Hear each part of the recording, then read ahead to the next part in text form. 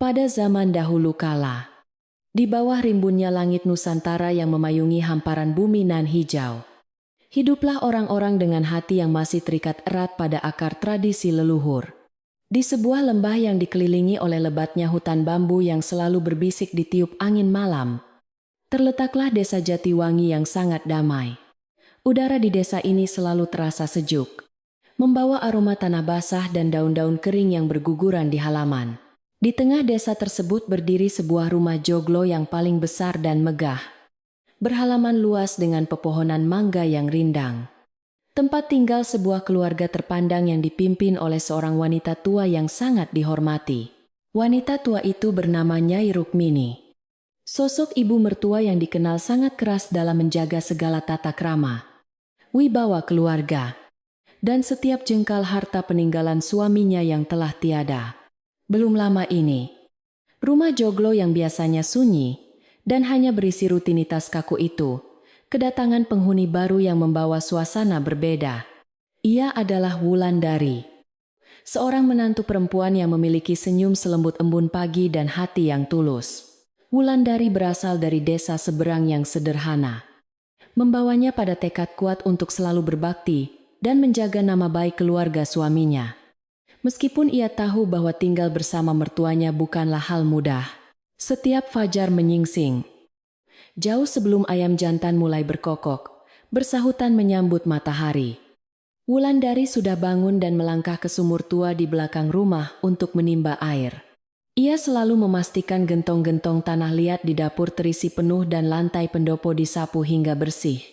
Baskoro, suaminya yang pekerja keras, selalu berangkat ke ladang saat matahari baru sekadar memancarkan rona kemerahan di ufuk timur. Baskoro amat mencintai istrinya. Namun, karena kelelahan bekerja seharian mengurus sawah keluarga yang luas, ia seringkali tidak menyadari betapa beratnya beban perasaan yang sebenarnya dipikul oleh Wulandari di dalam rumah joglo yang terasa sepi tersebut. Nyai Rukmini sering mengamati setiap gerak-gerik menantunya dari balik pilar kayu jati di beranda dengan tatapan mata penuh selidik dan keraguan yang tidak pernah padam. Walaupun Wulandari bekerja tanpa lelah dan tanpa keluh, Nyai Rukmini justru merasa posisinya sebagai nyonya besar di rumah itu perlahan mulai terancam. Ia merasa kasih sayang putra tunggalnya mulai terbagi, dan mungkin berpindah sepenuhnya kepada perempuan muda itu. Perasaan takut kehilangan kendali atas rumah peninggalan suaminya tersebut membuat hati Nyai Rukmini diam-diam ditumbuhi oleh benih-benih prasangka buruk yang perlahan mengakar semakin kuat di dalam relung jiwanya setiap kali melihat Wulandari tersenyum. Namun, Wulandari bukanlah wanita yang mudah menyerah pada rasa sakit hati atau perlakuan dingin yang diterimanya dari sang ibu mertua setiap kali mereka berpapasan di ruang tengah. Ia selalu menyapa Nyai Rukmini dengan nada suara yang sangat lembut dan sopan, menyuguhkan secangkir teh melati hangat kesukaan mertuanya, tepat pada waktunya setiap sore hari. Bagi Wulandari, menjaga keharmonisan keluarga dan merawat ibu mertuanya adalah sebuah kewajiban suci yang harus ia jalankan dengan penuh keikhlasan. Ia menganggap bahwa sikap keras mertuanya itu hanyalah bentuk kasih sayang yang tersembunyi di balik dinding pertahanan seorang ibu yang takut kehilangan putra kesayangannya. Rumah joglo tempat mereka tinggal itu memiliki banyak ruangan luas yang disekat oleh dinding-dinding kayu berukir indah, menyimpan aroma kayu tua dan dupa yang selalu dibakar setiap malam Jumat. Di ruang tengah, terdapat sebuah meja jati kokoh, tempat Nyai Rukmini meletakkan berbagai macam barang pusaka peninggalan keluarga, termasuk sebuah nampan kuningan kuno yang memiliki ukiran bunga teratai pada permukaannya. Nampan kuningan tersebut sudah berada di sana sejak puluhan tahun silam. Tidak pernah dipindahkan sedikit pun dari tempatnya, karena dianggap sebagai simbol kekayaan dan kedudukan keluarga yang harus terus dihormati oleh semua penghuni rumah dari generasi ke generasi. Suatu pagi yang diselimuti kabut tipis, sebuah kejadian kecil, namun ganjil mulai memecah keheningan rutinitas di dalam rumah joglo yang biasanya selalu tenang dan teratur tersebut. Nyai Rukmini, yang seperti biasa berjalan memeriksa keadaan rumah setelah bangun tidur, tiba-tiba menghentikan langkahnya dan membelalakan mata ketika melihat nampan kuningan pusaka itu. Benda yang sangat disayanginya tersebut tidak lagi berada di posisi biasanya. melainkan sedikit bergeser ke arah pinggir meja. Seolah-olah ada seseorang yang baru saja memegangnya, dan lupa meletakkannya kembali ke tempat semula pada malam harinya. Dada wanita tua itu seketika berdesir memikirkan kemungkinan terburuk tentang kejadian aneh ini. Nyai Rukmini segera memanggil Wulandari yang sedang sibuk menumbuk padi di lesung batu di halaman belakang rumah dengan suara yang sangat lantang. Wulandari bergegas menghampiri mertuanya sambil mengusap sisa dedak yang menempel di kebayanya. Lalu menundukkan pandangan dengan penuh rasa hormat. Dengan nada suara dingin dan amat tajam.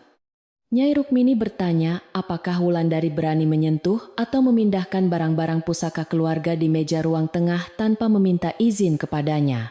Ia terus menatap menantunya itu dari ujung rambut hingga ujung kaki.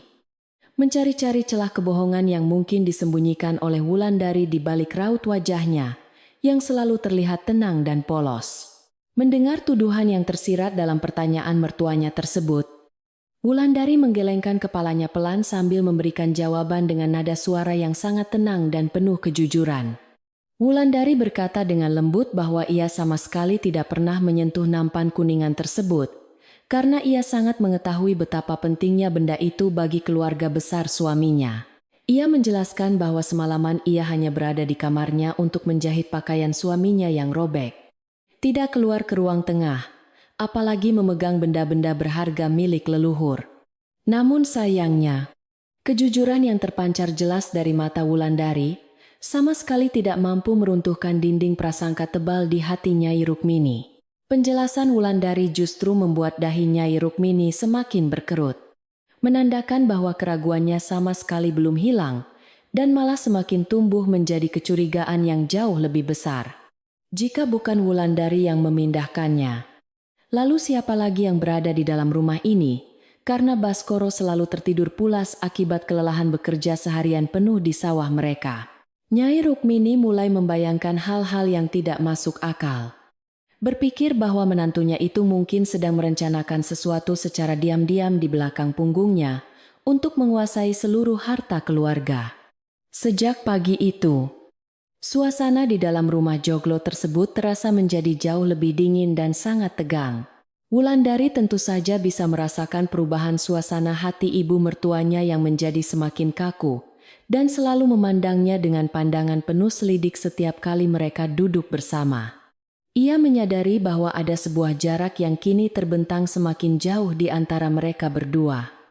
Sebuah jurang kesalahpahaman yang sangat sulit untuk diseberangi hanya dengan kata-kata manis.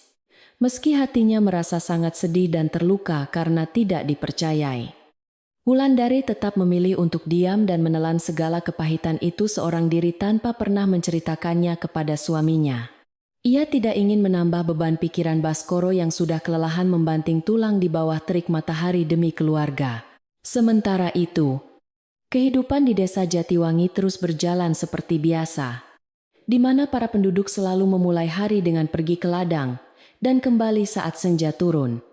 Namun, di desa yang tenang ini, sebuah kabar kecil atau desas-desus sekecil apapun bisa menyebar dengan sangat cepat seperti hembusan angin yang melewati celah-celah dedaunan bambu kering. Kejadian tentang nampan kuningan yang bergeser itu entah bagaimana caranya mulai terdengar keluar rumah. Mungkin karena suara Nyai Rukmini yang terlalu keras saat menginterogasi Wulandari. Beberapa tetangga mulai berbisik-bisik saat mencuci pakaian di pinggir sungai, menduga-duga apa yang sebenarnya terjadi di rumah megah tersebut. Malam-malam di desa Jatiwangi belakangan ini terasa lebih dingin dari biasanya. Seolah-olah alam ikut merasakan ketegangan yang perlahan mulai menyelimuti rumah besar milik keluarga Nyai Rukmini. Angin malam yang berhembus menembus celah-celah dinding anyaman bambu membawa hawa dingin yang menusuk tulang, membuat penduduk desa lebih memilih untuk meringkuk di bawah selimut tebal mereka. Di rumah joglo tersebut, suara gemeretak kayu akibat tiupan angin terdengar sangat jelas di tengah kesunyian malam, menambah kesan suram dan mencekam bagi siapa saja yang masih terjaga. Di saat seperti itulah Wulandari seringkali duduk sendirian di tepi ranjangnya, merenungkan nasibnya yang terasa malang. Di balik sikap kasarnya, Nyai Rukmini sebenarnya memiliki kondisi kesehatan yang semakin menurun seiring berjalannya waktu. sering terbatuk-batuk di tengah malam yang sangat dingin dan sunyi. Wulandari yang memiliki pendengaran tajam dan hati yang sangat peka, selalu terbangun setiap kali mendengar suara batuk. Mertuanya yang terdengar begitu menyayat hati dari kamar sebelah.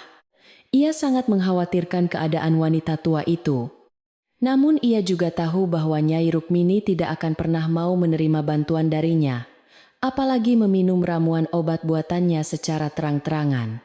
Oleh karena itu, Wulandari selalu mencari cara secara sembunyi-sembunyi agar bisa mengobati batuk keras yang menyiksa ibu mertuanya tersebut. Suatu hari, saat membeli kebutuhan dapur di pasar desa, Wulandari bertanya kepada seorang pedagang jamu tentang akar-akaran langka yang mujarab untuk menyembuhkan penyakit batuk menahun. Pedagang tua itu memberikan beberapa jenis akar dan daun kering yang harus direbus semalaman dengan api kecil, agar khasiat penyembuhnya bisa keluar sempurna. Wulandari menyimpan bungkusan tersebut dengan hati-hati di dasar keranjangnya. Berniat merebusnya di tungku halaman belakang saat seluruh penghuni rumah sudah terlelap. Ia berencana mencampurkan air rebusan itu ke dalam teh hangat kesukaan Nyai Rukmini setiap pagi hari tanpa sepengetahuan mertuanya yang memiliki sifat sangat keras kepala tersebut. Rencana mulia yang disusun oleh Wulandari itu mengharuskannya untuk sering keluar kamarnya secara diam-diam pada malam hari saat suhu udara sedang turun hingga ke titik terdingin. Ia harus mengendap-endap melewati ruang tengah, membuka pintu kayu bagian belakang dengan sangat perlahan, agar derit engselnya tidak membangunkan suaminya yang sedang mendengkur karena sangat kelelahan. Di bawah cahaya bulan yang pucat, Wulandari duduk bersimpuh di dekat tungku tanah liat, meniup bara api secara perlahan dan menjaga nyalanya agar tetap stabil memanaskan periuk tanah. Udara malam yang membeku seringkali membuat tubuhnya menggigil hebat. Namun ia menahannya demi kesembuhan Nyai Rukmini tersayang. Namun sayangnya, kebaikan hati yang dilakukan secara sembunyi-sembunyi itu justru menjadi bumerang yang perlahan mulai memicu bencana kesalahpahaman yang jauh lebih besar di dalam rumah Joglo. Suatu malam, ketika Wulandari sedang berjalan menjinjing periuk tanah liat berisi air dari sumur ke arah tungku, sebuah bayangan hitam melintas di jendela kamar Nyai Rukmini. Nyai Rukmini yang saat itu terbangun karena serangan batuknya, tidak sengaja melihat siluet menantunya sedang berjalan di halaman belakang yang gelap, gulita membawa sebuah benda misterius. Kecurigaan yang selama ini sudah tertanam di kepalanya seketika meledak. Memikirkan bahwa Wulandari pasti sedang melakukan sebuah ritual yang amat sangat jahat, Nyai Rukmini menekan dadanya yang sesak, mencoba mengatur napas sambil menatap tajam ke arah luar jendela dengan perasaan marah dan takut yang bercampur menjadi satu kesatuan. Ia yakin bahwa benda yang dibawa oleh Wulandari adalah barang-barang pusaka rumah ini yang akan dijual diam-diam, atau mungkin sesajen untuk mencelakai dirinya demi menguasai harta. Pikiran buruk itu terus berputar-putar di kepalanya seperti pusaran air yang gelap, menghapus semua akal sehat dan menutupi mata batinnya dari melihat kenyataan yang sesungguhnya terjadi. Wanita tua itu bersumpah dalam hati akan menangkap basah perbuatan menantunya itu pada waktu yang tepat dan segera mengusirnya pergi. Keesokan paginya, suasana di meja makan terasa sangat tegang, seperti senar busur yang ditarik hingga ke batas maksimalnya, siap putus dan melukai siapa saja di sekitarnya. Nyai Rukmini hanya diam sambil mengaduk-aduk teh hangat di cangkirnya tanpa meminumnya sedikit pun. Matanya terus melirik tajam ke arah Wulandari yang sedang melayani suaminya makan. Baskoro yang memakan nasi uduknya dengan lahap tidak merasakan ketegangan aneh tersebut dan hanya memuji masakan istrinya yang selalu terasa sangat lezat di lidahnya setiap pagi. Wulandari tersenyum tipis merespons pujian suaminya. Meski hatinya merasa tidak tenang, melihat tatapan dingin yang dipancarkan oleh mertuanya sedari tadi, saat membersihkan piring-piring kotor di dapur. Wulandari terus memikirkan apa yang salah dengan dirinya, sehingga tatapan mertuanya pagi ini terasa jauh lebih mematikan daripada hari-hari sebelumnya. Ia bertanya-tanya apakah ia telah melakukan sebuah kesalahan besar tanpa disengaja, atau apakah ada kata-katanya yang menyinggung perasaan wanita tua yang sangat dihormatinya di rumah ini. Namun, sekeras apapun ia mencoba mengingat, Wulandari tidak menemukan satupun alasan yang masuk akal atas sikap permusuhan yang ditunjukkan oleh Nyai Rukmini secara terang-terangan itu. Ia hanya bisa menghela napas panjang, berdoa di dalam hati, agar Tuhan senantiasa memberikan kesabaran ekstra untuknya menghadapi semuanya. Rumah Joglo yang dulunya selalu penuh dengan tawa hangat di masa lalu, kini terasa seperti sebuah penjara kesunyian yang mengurung 3 jiwa di bawah satu atap yang sama. Pilar-pilar kayu jatinya yang kokoh menjadi saksi bisu dari kasih sayang yang perlahan memudar, digantikan oleh kabut prasangka yang menebal seiring berjalannya waktu dan pergantian musim yang tidak menentu. Wulandari menyadari bahwa ia harus terus menjaga sikapnya dengan sangat hati-hati, memastikan tidak ada satupun celah yang bisa digunakan untuk memojokkannya di kemudian hari nanti. Ia tetap menjalankan semua tugasnya dengan sempurna, membuktikan kesetiaannya melalui tindakan nyata di setiap detik hembusan napasnya. Pada siang hari yang cukup terik, saat sedang menyapu debu di bawah meja ruang tengah, Wulandari secara tidak sengaja menemukan sebuah tusuk konde kecil yang telah patah. Tusuk konde itu terbuat dari tanduk kerbau yang diukir kasar. Jelas bukan milik Nyai Rukmini yang selalu memakai perhiasan emas murni atau perak bermutu tinggi setiap harinya. Wulandari memungut benda asing tersebut, mengamatinya dengan saksama, dan merasa sangat heran bagaimana benda murah seperti ini bisa berada di dekat tempat barang-barang pusaka keluarga disimpan. Tiba-tiba, ia mengingat sebuah nama. Seseorang yang belakangan ini sering datang berkunjung untuk menemani mertuanya mengobrol di sore hari. Tusuk konde patah itu segera disimpan oleh Wulandari di dalam saku kebayanya dengan perasaan campur aduk. Menyadari bahwa ada seseorang dari luar yang sengaja memasuki rumah ini. Penemuan kecil ini menjadi sebuah tanda tanya besar yang terus menggantung di benaknya. Sebuah teka-teki yang harus ia pecahkan dengan sangat hati-hati agar tidak memperkeruh suasana keluarga. Sementara itu, angin sore mulai bertiup menggugurkan daun-daun pohon mangga di halaman depan, menandakan bahwa malam akan segera tiba dan membawa cerita baru yang menegangkan. Kisah di rumah Joglo ini belumlah usai. Justru pusaran konflik baru saja bersiap untuk menarik seluruh penghuninya ke dalam kedalaman.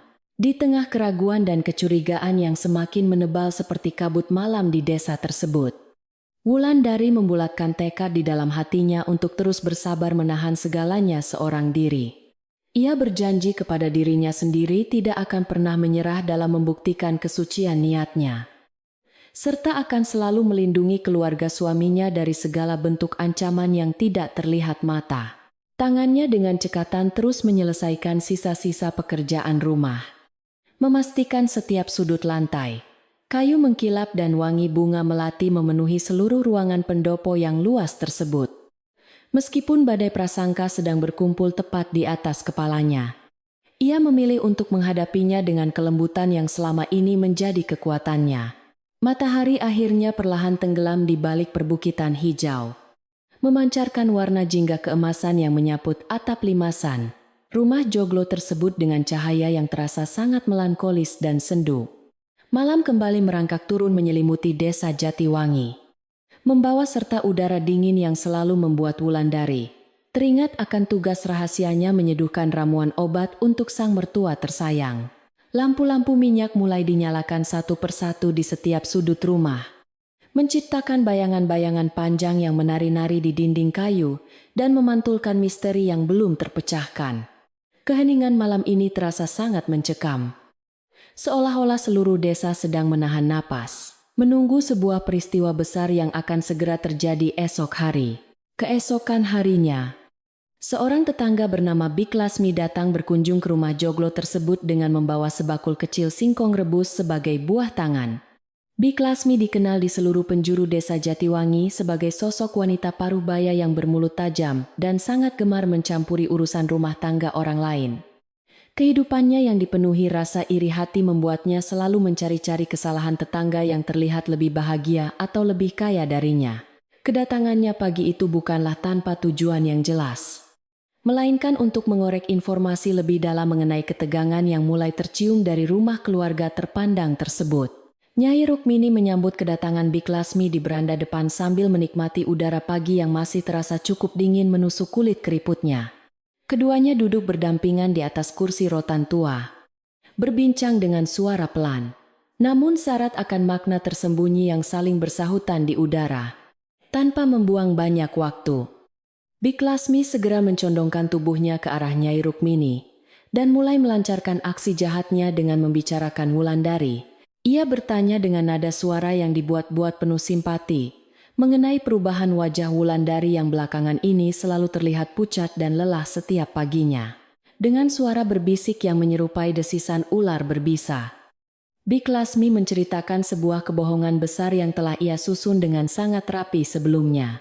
Kemarin malam, saat saya terbangun untuk buang air, saya melihat menantu Anda mengendap-endap keluar menuju halaman belakang membawa sesuatu dalam bungkusan kain, kata Bik Lasmi, dengan mata membelalak meyakinkan.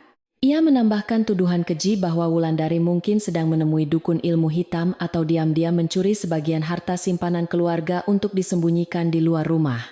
Kata-kata beracun itu langsung menyambar telinga Nyai Rukmini, bagaikan petir yang menyambar pohon kering di musim kemarau. Mendengar penuturan tetangganya tersebut, dada Nyai Rukmini seketika bergemuruh hebat, menahan amarah yang tiba-tiba meledak dari dasar hatinya yang paling dalam. Semua kecurigaan dan prasangka buruk yang selama ini bersarang di kepalanya seakan mendapatkan pembenaran yang sangat kuat dan tidak terbantahkan lagi. Ia teringat kembali pada kejadian nampan kuningan pusaka yang bergeser dari tempatnya dan bayangan hitam yang melintas di luar jendelanya beberapa malam lalu. Kemarahan wanita tua itu semakin memuncak, meyakini sepenuhnya bahwa menantu yang selama ini terlihat polos ternyata hanyalah seekor musang berbulu domba yang berbahaya. Racun fitnah yang ditebarkan oleh Bik Lasmi tidak hanya berhenti di beranda rumah joglo milik keluarga Nyai Rukmini saja pada pagi itu. Seusai kunjungannya, wanita bermulut tajam tersebut langsung melangkahkan kakinya menuju warung kopi desa, tempat para ibu rumah tangga biasa berkumpul untuk berbelanja. Di sana, ia kembali mengulangi ceritanya dengan bumbu-bumbu yang jauh lebih dramatis, menyebutkan bahwa keluarga Nyai Rukmini sedang berada dalam bahaya besar. Kabar burung tentang menantu baru yang berniat menguasai harta warisan mertuanya pun dengan cepat menyebar ke seluruh penjuru desa Jatiwangi seperti api memakan ilalang. Menjelang siang hari, bisik-bisik tetangga mulai terdengar semakin jelas di berbagai sudut desa, terutama di pinggiran sungai tempat para wanita mencuci pakaian.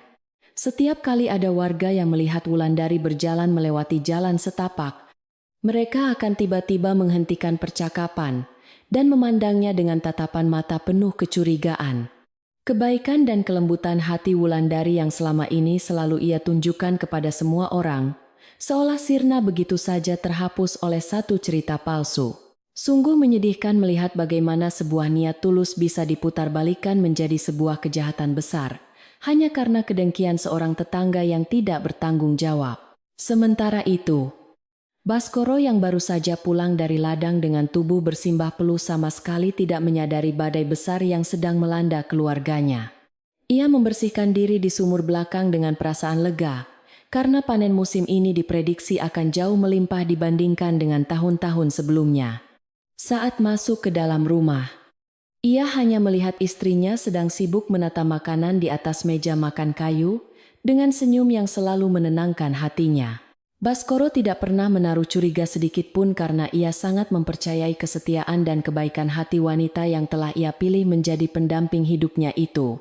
Berbeda dengan suaminya yang tidak peka, Wulandari mulai merasakan ada sesuatu yang sangat janggal ketika ia pergi ke pasar desa pada sore harinya. Para pedagang sayur yang biasanya menyapanya dengan ramah kini lebih banyak menundukkan kepala dan menjawab pertanyaannya dengan kalimat-kalimat yang sangat singkat. Beberapa ibu-ibu yang sedang memilih ikan asin bahkan buru-buru menyingkir dari dekatnya sambil berbisik-bisik seraya menutupi mulut mereka dengan ujung selendang. Perubahan sikap warga desa yang drastis ini membuat hati Wulandari terasa seperti ditusuk ribuan jarum halus. Menyadari bahwa nama baiknya sedang dihancurkan perlahan.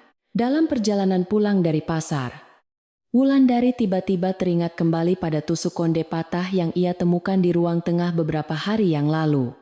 Ia merogoh saku kebayanya dan menggenggam benda kecil berbahan tanduk kerbau tersebut dengan kuat. Mencoba merangkai teka-teki yang sedang menimpa kehidupannya saat ini. Mengingat gaya berpakaian Bik Lasmi yang selalu memakai riasan rambut serupa. Wulandari kini memiliki keyakinan penuh bahwa tetangganya itulah yang telah menyelinap masuk. Namun, ia menyadari bahwa tanpa bukti yang lebih kuat, menuduh Bik Lasmi secara langsung hanya akan memperburuk keadaan dan memicu pertengkaran hebat di dalam rumah Joglo.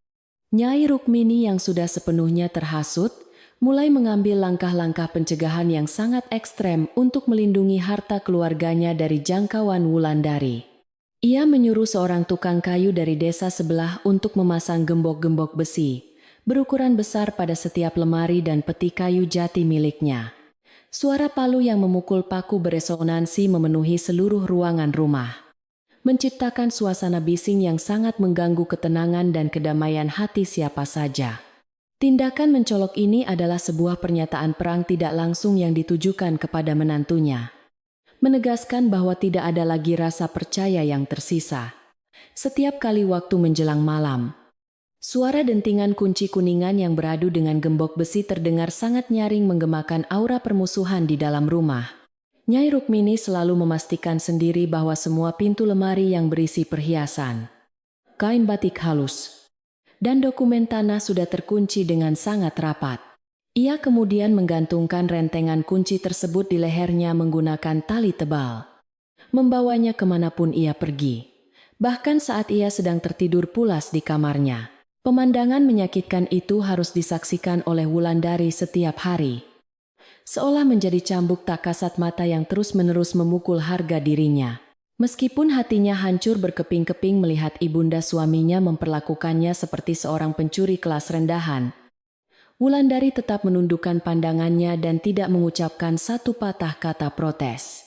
Ia mengalihkan seluruh kesedihannya dengan cara membersihkan rumah lebih giat lagi, menyikat lantai pendopo hingga bersih berkilau, dan menyirami tanaman di halaman dengan penuh kasih. Baginya, melawan kemarahan orang tua dengan kemarahan baru, hanyalah akan menciptakan kobaran api yang akhirnya akan menghanguskan keutuhan rumah tangga yang sangat dicintainya. Ia memilih untuk membiarkan waktu yang menjawab segala tuduhan keji tersebut, meyakini bahwa kebenaran pada akhirnya akan terungkap jelas. Ketegangan di dalam rumah besar itu mulai mempengaruhi kualitas kehidupan sehari-hari mereka, terutama saat seluruh anggota keluarga berkumpul untuk menyantap hidangan makan malam. Nyai Rukmini kini menolak untuk memakan lauk pauk yang dimasak secara langsung oleh tangan Wulandari, beralasan bahwa perutnya sedang merasa tidak enak dan mual. Ia hanya meminta Baskoro membelikannya makanan dari warung luar.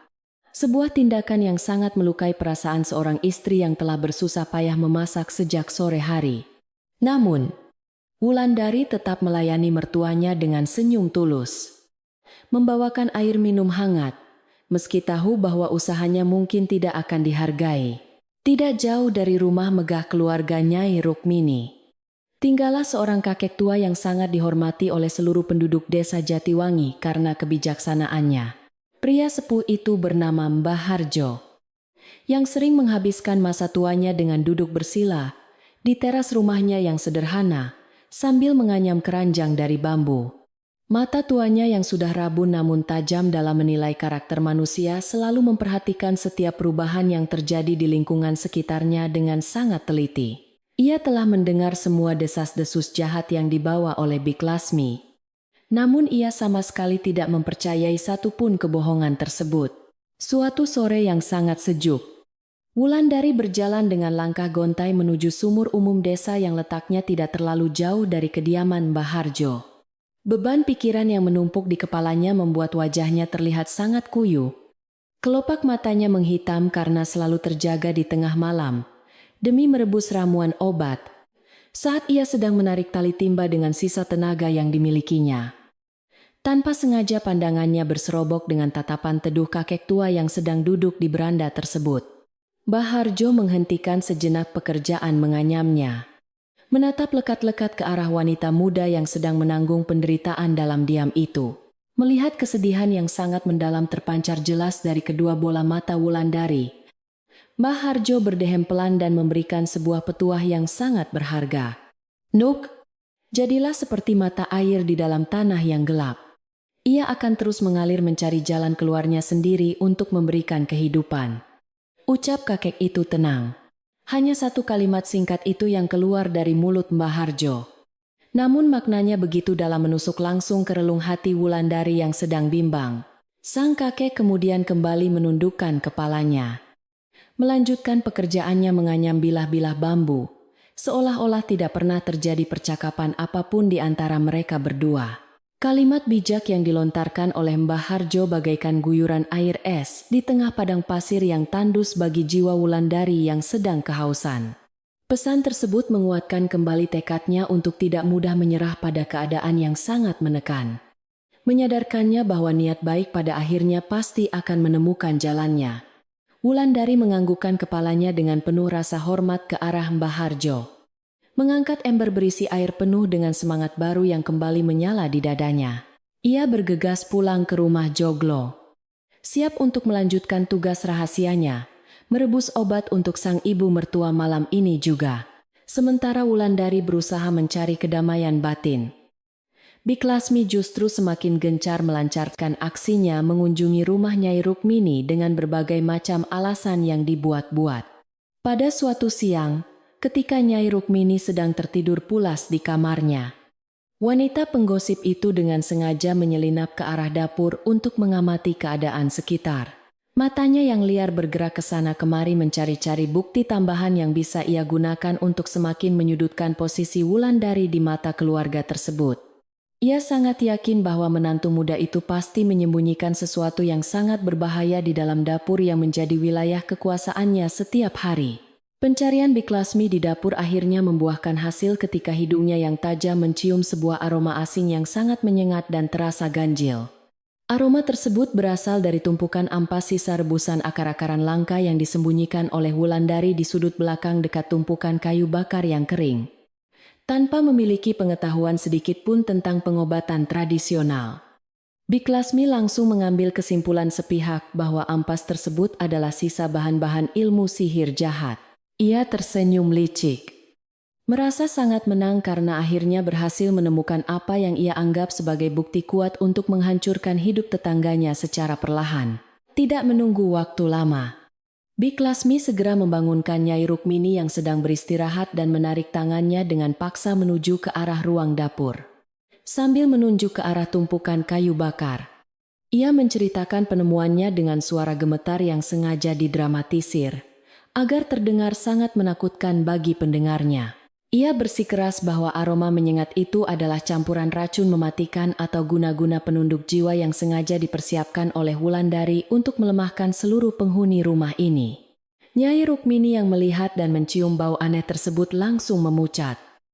Kakinya terasa lemas membayangkan bahaya besar yang mengancam nyawanya sendiri. Ketakutan yang bercampur dengan kemarahan buta kini telah sepenuhnya menguasai seluruh akal sehat Nyai Rukmini. Setelah mendengar penjelasan mengerikan dari tetangga liciknya itu, ia merasa bahwa ancaman tersebut sudah berada tepat di depan pelupuk matanya, dan ia harus segera bertindak tegas sebelum semuanya menjadi terlambat untuk diselamatkan. Nyai Rukmini menyuruh Bik Lasmi pulang terlebih dahulu sambil merencanakan sebuah jebakan mematikan untuk menangkap basah perbuatan menantunya pada malam hari yang dingin ini. Ia bertekad tidak akan membiarkan seorang pun menghancurkan keluarga dan harta benda yang telah susah payah ia bangun bersama mendiang suaminya. Menjelang malam, langit di atas desa Jatiwangi tiba-tiba berubah menjadi sangat gelap gulita tertutup oleh gumpalan awan hitam pekat yang bergerak cepat. Angin kencang mulai berhembus menerjang pepohonan bambu, hingga menimbulkan suara derit yang terdengar sangat mengerikan memecah keheningan di sekitar rumah joglo tua tersebut. Hawa dingin yang luar biasa tajam perlahan menyusup masuk melalui celah-celah jendela kayu, membuat tulang-tulang terasa ngilu, seakan memperingatkan datangnya sebuah peristiwa yang menyedihkan. Cuaca buruk malam ini seolah-olah menjadi pertanda alam yang sempurna, mengiringi puncak ketegangan yang akan segera meledak di dalam rumah keluarga terpandang itu. Di dalam kamarnya, Wulandari sama sekali tidak menyadari bahwa ibu mertuanya sedang menyusun sebuah rencana buruk untuk menyingkirkannya malam ini juga dari rumahnya. Ia sedang sibuk mempersiapkan bungkusan akar-akaran langka yang baru saja ia beli dari pasar siang tadi untuk direbus kembali menjadi obat penangkal batuk. Tangannya dengan cekatan mengatur periuk tanah liat berukuran sedang. Bersiap untuk kembali menahan hawa dingin yang menusuk tulang di halaman belakang semalaman suntuk. Kesetiaannya pada keluarga dan rasa sayangnya pada Nyai Rukmini membuatnya sama sekali mengabaikan firasat buruk yang sempat berkelebat singkat di dalam hatinya. Saat jarum jam kayu di ruang tengah menunjukkan pertengahan malam, suasana di dalam rumah joglo tersebut terasa sangat sunyi dan juga sangat mencekam. Baskoro sudah tertidur sangat lelap karena kelelahan bekerja di ladang. Sementara Nyai Rukmini hanya berpura-pura memejamkan matanya sambil berbaring di atas ranjang kayunya. Wanita tua itu sedang menunggu dengan penuh ketidaksabaran. Menajamkan pendengarannya untuk menangkap suara sekecil apapun dari arah kamar menantu perempuannya yang terletak di sudut bangunan. Ketegangan ini terasa seperti sebuah bom waktu yang hanya tinggal menunggu 1 detik terakhir sebelum meledak dan menghancurkan semuanya. Merasa bahwa seluruh penghuni rumah sudah terlelap dalam mimpi mereka masing-masing. Wulandari akhirnya perlahan membuka pintu kamarnya dengan sangat berhati-hati tanpa menimbulkan suara. Ia melangkah keluar menuju lorong gelap dengan membawa periuk tanah liat di tangan kanannya.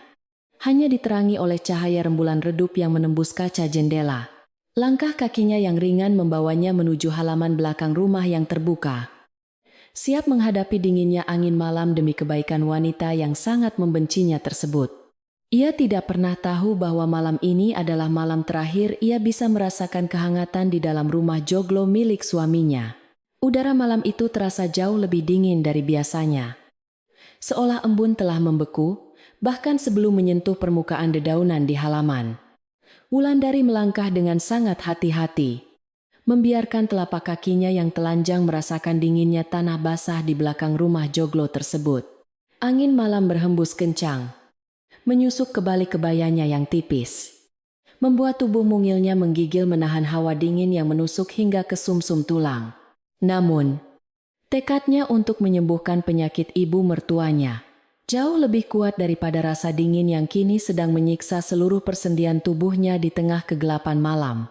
Sesampainya di dekat tungku tanah liat yang berada tepat di bawah pohon mangga besar, Wulandari mulai menata ranting-ranting kering. Ia meniup sisa-sisa bara api dari perapian sore tadi dengan penuh kesabaran. Memastikan nyalanya cukup stabil untuk merebus ramuan obat. Dalam temaram cahaya api yang mulai menari-nari memecah gulita, wajah pucat Wulandari tampak begitu damai dan dipenuhi oleh keikhlasan yang teramat dalam. Tangannya yang gemetar karena kedinginan dengan cekatan meletakkan periuk tanah liat berisi air dan akar-akaran langka di atas tungku yang mulai memanas tersebut. Di dalam rumah joglo yang sunyi, telinga Nyai Rukmini menangkap suara gemerisik halus dari arah luar jendela kamarnya yang tertutup rapat. Berbekal kebencian dan hasutan beracun yang telah ditanamkan oleh Bik Lasmi siang tadi, wanita tua itu segera terbangun dari ranjangnya. Jantungnya berdebar sangat kencang. Membayangkan bahwa menantunya benar-benar sedang mempraktikkan ilmu sihir hitam untuk menghancurkan keluarga dan merebut seluruh harta warisan. Nyai Rukmini melangkah mengendap-endap mendekati celah jendela kayu. Menajamkan pandangannya untuk mengintip ke arah halaman belakang yang hanya diterangi oleh nyala api kecil. Dari balik celah jendela itu, Nyai Rukmini melihat siluet Wulandari yang sedang duduk bersimpuh di depan tungku dengan postur tubuh menunduk. Bayangan api yang bergoyang-goyang membuat suasana terlihat sangat mistis di mata sang mertua yang sudah sepenuhnya dikuasai oleh prasangka buruk. Ia melihat menantunya itu memasukkan sesuatu ke dalam periuk, yang dalam pikiran liarnya dianggap sebagai jimat atau benda pusaka keluarga yang dicuri. Kemarahan yang memuncak membuat napas Nyai Rukmini menjadi sangat memburu. Dadanya naik, turun, menahan amarah yang rasanya siap meledak malam itu juga. Tidak ingin membiarkan perbuatan yang dianggapnya sangat tercela itu berlanjut. Nyai Rukmini memutuskan untuk memberikan sebuah pelajaran yang sangat keras. Ia berbalik dari jendela dan berjalan mengendap-endap menuju pintu kayu jati tebal yang menjadi satu-satunya akses masuk dari arah belakang rumah. tanpa memikirkan akibat dari perbuatannya. Wanita tua itu berniat mengunci Wulandari di luar agar menantunya itu merasakan penderitaan akibat perbuatannya sendiri. Dalam hati, ia merasa telah melakukan tindakan yang sangat tepat untuk melindungi kemurnian rumah Joglo, warisan suaminya dari tangan kotor seorang pengkhianat. Dengan kedua tangannya yang mulai keriput namun masih menyimpan tenaga, Nyai Rukmini meraih palang kayu tebal yang bersandar di dinding. Perlahan tapi pasti, ia menggeser palang kayu tersebut hingga mengunci pintu belakang dengan sangat rapat, memisahkan bagian dalam rumah dari dunia luar. Suara benturan kayu terdengar cukup keras. Namun untungnya teredam oleh suara angin malam yang sedang bertiup kencang menerjang pepohonan bambu di kejauhan. Sebuah senyum sinis yang penuh dengan kemenangan sesaat tersungging di bibir Nyai Rukmini. Merasa berhasil menggagalkan rencana jahat yang dituduhkan pada menantunya. Setelah memastikan pintu terkunci dengan sangat kuat dan mustahil dibuka dari luar, Nyai Rukmini kembali berjalan menuju kamarnya dengan langkah ringan. Ia merebahkan tubuh rentanya di atas kasur kapuk.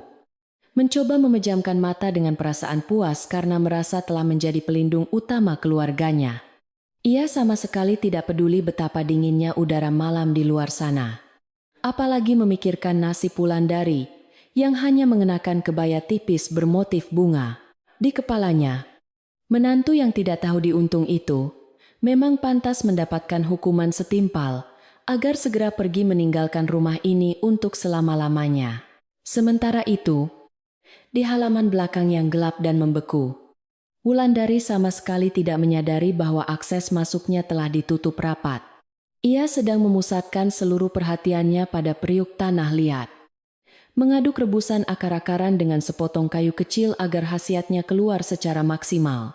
Aroma khas dari ramuan tradisional itu mulai menguar ke udara. Bercampur dengan bau asap, kayu bakar yang menempel pada pakaian dan rambutnya. Sesekali ia menggosokkan kedua telapak tangannya untuk mencari sedikit kehangatan. Melawan udara malam yang rasanya semakin menusuk tajam, merobek kulit tipisnya, untuk mengusir rasa sepi dan hawa dingin yang mulai membuat giginya gemeretak. Wulandari mengingat kembali petua bijaksana dari Mbah Harjo. Ia bergumam pelan melantunkan sebuah tembang Jawa kuno. Nyanyian pengantar tidur yang dulu sering dinyanyikan oleh almarhumah ibunya saat ia masih kecil. Nada-nada lembut itu mengalir dari bibirnya yang mulai membiru, membawa sebuah ketenangan batin yang aneh di tengah situasi yang sangat menyiksa ini. Ia membayangkan dirinya sebagai mata air jernih yang terus mengalir dalam kegelapan, memberikan kehidupan meski keberadaannya seringkali tidak disadari orang lain. Proses merebus ramuan tersebut memakan waktu berjam-jam lamanya, menuntut tingkat kesabaran yang luar biasa tinggi dari seorang wanita muda yang kelelahan. Wulandari harus memastikan bahwa air di dalam periuk menyusut hingga tersisa separuhnya. Pertanda bahwa intisari dari akar langka itu telah tercampur sempurna. Matanya terasa sangat mengantuk dan berat. Namun ia terus memaksakan diri untuk tetap terjaga dengan cara membasuh wajahnya menggunakan sisa air embun. Setiap kali matanya hampir terpejam, ia selalu membayangkan wajah pucat mertuanya yang sering tersiksa oleh batu keras di pertengahan malam saat sedang menjaga nyala api agar tidak padam. Sudut mata Wulandari menangkap sebuah pergerakan mencurigakan di dekat lumbung padi milik keluarga. Di bawah cahaya rembulan yang redup, ia melihat beberapa ekor hama tikus besar sedang berusaha menggerogoti dinding anyaman bambu, tempat penyimpanan panen. Hati Wulandari langsung tergerak. Ia tahu bahwa lumbung padi itu adalah nyawa bagi kelangsungan hidup keluarganya dan seluruh warga desa pada musim kemarau. Jika hama itu berhasil masuk dan merusak simpanan gabah, maka Baskoro akan menderita kerugian besar dan kerja kerasnya selama ini akan sia-sia. Tanpa berpikir panjang, Wulandari segera mengambil sebagian abu panas dari tungkunya dan mencampurnya dengan beberapa lembar daun beraroma tajam pengusir hama. Ia berjalan mengelilingi lumbung padi yang letaknya agak jauh dari rumah induk, menaburkan campuran abu tersebut ke setiap sudut dan celah dinding. Hawa panas dan aroma menyengat dari ramuan darurat itu seketika membuat kawanan tikus berlarian menjauh, menyelamatkan hasil panen keluarga dari kehancuran malam itu. Wulandari tersenyum lega. Meski telapak tangannya kini dipenuhi noda hitam dan kakinya semakin kebas karena terlalu lama menginjak tanah beku. Setelah memastikan lumbung padi aman dari serangan hama perusak, Wulandari bergegas kembali ke perapian karena ramuan obat batuknya telah matang sempurna. Dengan sangat hati-hati, ia menuangkan cairan berwarna kecoklatan yang masih mengepulkan asap panas itu ke dalam sebuah kendi bambu berukuran kecil. Ia menutup kendi tersebut dengan selembar daun pisang agar aromanya tidak menguap dan khasiat penyembuh di dalamnya tetap terjaga hingga esok pagi. Senyum simpul menghiasi wajah lelahnya. Membayangkan esok hari, ia akan mencampurkan obat ini ke dalam teh pagi Nyai Rukmini tanpa menimbulkan kecurigaan. Tugas beratnya malam itu akhirnya selesai. Wulandari mematikan sisa bara api di tungku dengan sedikit air agar tidak memicu kebakaran bahaya. Sambil memeluk kendi bambu hangat di dadanya, ia melangkah gontai menuju pintu belakang rumah Joglo dengan harapan bisa segera merebahkan tubuhnya. Rasa dingin telah merayap naik dari telapak kaki hingga ke ubun-ubunnya, membuat seluruh persendiannya kaku dan napasnya mengeluarkan uap putih tipis berulang-ulang. Ia sangat merindukan kehangatan selimut tebalnya dan dekapan suaminya yang pasti masih tertidur pulas tanpa menyadari kepergiannya di tengah malam buta. Sesampainya di depan pintu kayu jati tersebut, Wulandari meletakkan sebelah tangannya pada gagang kuningan dan mencoba mendorong pintu itu secara perlahan. Namun, pintu yang biasanya mudah dibuka itu sama sekali tidak bergeming dari tempatnya. Seolah menyatu kuat dengan dinding kayu di sekelilingnya. Wulandari mencoba mendorongnya sekali lagi dengan sisa tenaga yang ia miliki. Tetapi hasilnya tetap nihil karena daun pintu itu tertahan sangat kokoh. Seketika itu juga, perasaan panik mulai menyergap dadanya. Menyadari bahwa ada sesuatu yang tidak beres telah terjadi di dalam rumah saat ia sedang pergi. Jantung Wulandari berdegup sangat kencang ketika ia menyadari bahwa palang kayu tebal di bagian dalam pasti telah diturunkan oleh seseorang. Ia menelan ludah dengan susah payah, memikirkan siapa yang sekiranya tega menguncinya di luar rumah pada malam yang sangat membekukan tulang ini. Ingatannya langsung tertuju pada tatapan penuh kebencian dari Nyai Rukmini saat makan malam, menyiratkan bahwa ibu mertuanya itulah pelakunya tanpa ragu sedikitpun. Kesedihan yang teramat dalam langsung menyelimuti hatinya. Ia tidak menyangka bahwa niat baiknya membalas dendam dengan pengobatan justru dijawab dengan sebuah pengusiran kejam. Wulandari berdiri termangu di depan pintu yang tertutup rapat, bimbang antara harus menggedor kayu keras itu atau tetap diam menahan penderitaan.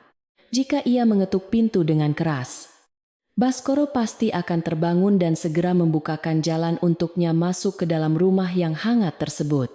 Namun, keributan itu juga pasti akan membangunkan Bik Lasmi dan tetangga lainnya yang rumahnya saling berdekatan, menciptakan sebuah tontonan memalukan di pagi buta. Aib keluarga akan segera tersebar luas, dan nama baik suaminya serta wibawa ibu mertuanya akan hancur lebur menjadi bahan gunjingan seluruh warga desa. Setelah menimbang segala kemungkinan buruk yang akan menimpa keluarganya, Wulandari akhirnya membuat sebuah keputusan yang sangat besar dan dipenuhi oleh pengorbanan. Ia menarik tangannya dari gagang pintu, memilih untuk tidak mengeluarkan satu suara pun demi menjaga kehormatan keluarga suaminya dari mulut tajam tetangga.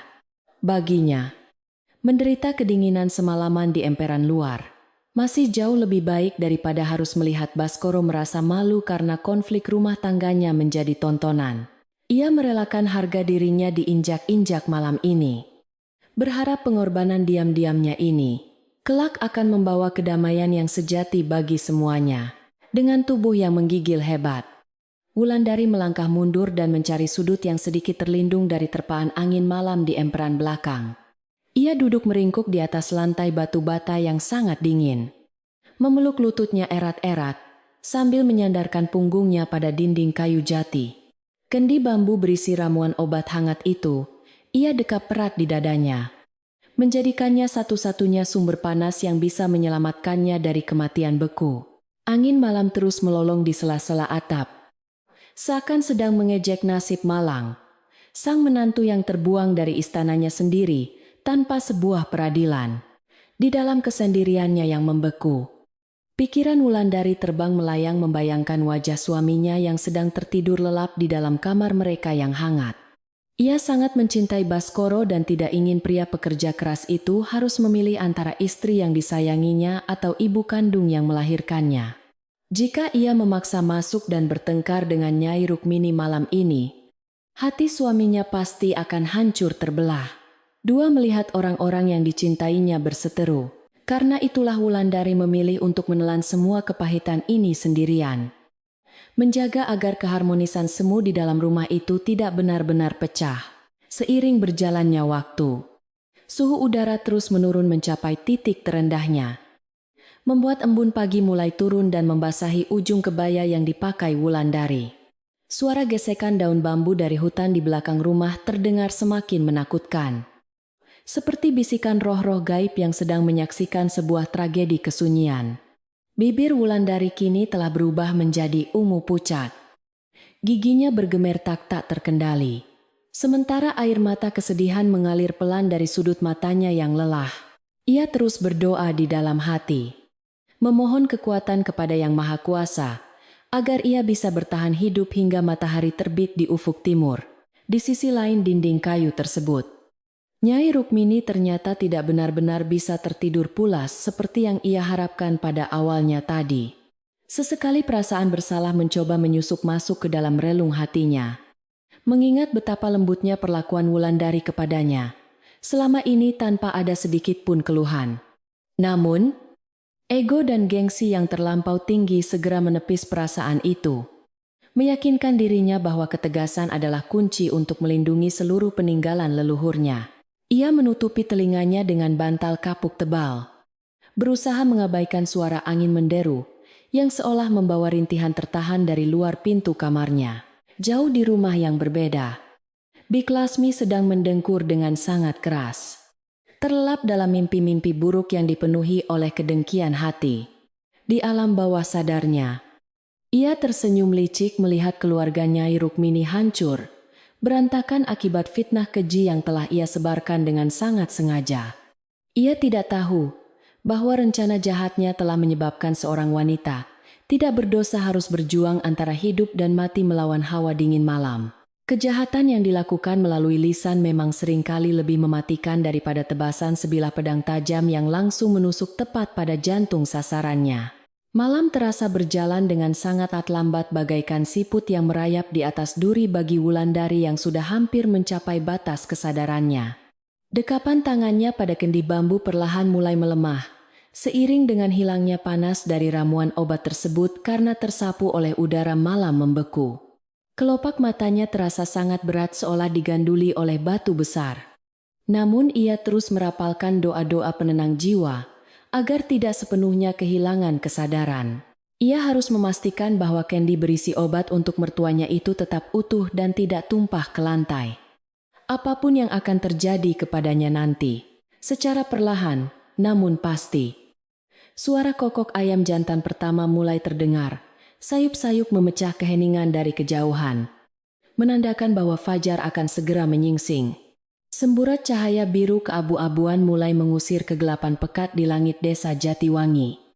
Menyapu bayangan-bayangan menakutkan yang sempat menguasai malam yang sangat panjang ini. Di emperan belakang rumah, tubuh Wulandari tampak kaku tidak bergerak dengan wajah memucat bagaikan mayat hidup yang ditinggalkan begitu saja di atas tanah.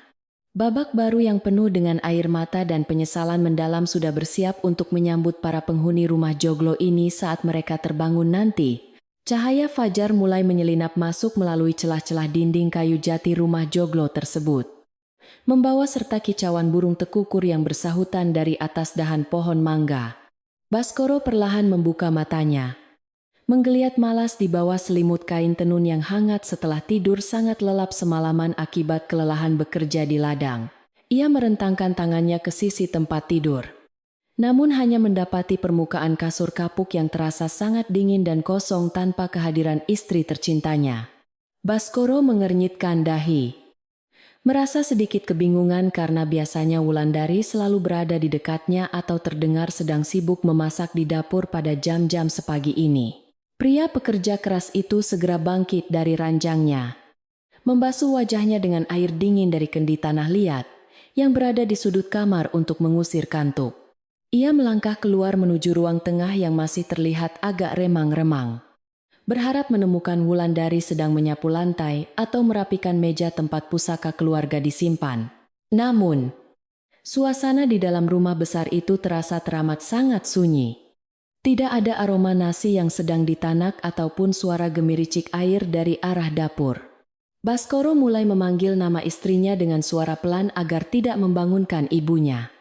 Namun panggilannya itu sama sekali tidak mendapatkan jawaban dari sudut ruangan manapun. Dengan perasaan cemas yang perlahan mulai merayapi rongga dadanya, Baskoro berjalan bergegas menuju ke arah pintu belakang yang terbuat dari kayu jati sangat tebal tersebut. Alangkah terkejutnya pria itu ketika ia melihat palang kayu pengaman berukuran besar masih terpasang dengan sangat kuat mengunci daun pintu itu dari arah dalam rumah. Jantung Baskoro seketika berdebar sangat kencang, memikirkan sebuah keganjilan yang sama sekali tidak masuk akal sehat mengenai keberadaan istrinya pada pagi hari yang sangat dingin ini. Jika pintu belakang ini benar-benar terkunci rapat dari dalam, lalu bagaimana mungkin istrinya bisa berada di luar sana tanpa bisa kembali masuk semalaman suntuk? Tanpa membuang banyak waktu lagi, Baskoro segera mengangkat palang kayu tebal tersebut dengan sekuat tenaga hingga menimbulkan suara benturan yang sangat keras memecah kesunyian. Ia menarik gagang kuningan dan membuka daun pintu lebar-lebar, membiarkan kabut pagi yang membawa hawa dingin menusuk tulang segera berhembus masuk ke dalam rumah. Pemandangan yang tersaji tepat di depan kedua matanya saat itu seketika membuat seluruh aliran darah di dalam tubuh Baskoro terasa berhenti mengalir detik itu juga. Di sana, di atas lantai bata merah yang membeku, tergeletaklah tubuh Wulandari yang meringkuk kedinginan dengan wajah sepucat kapas sambil memeluk sebuah kendi bambu. Baskoro berteriak memanggil nama istrinya dengan suara bergetar yang dipenuhi oleh rasa panik luar biasa, memecah keheningan pagi di desa Jatiwangi yang biasanya selalu damai.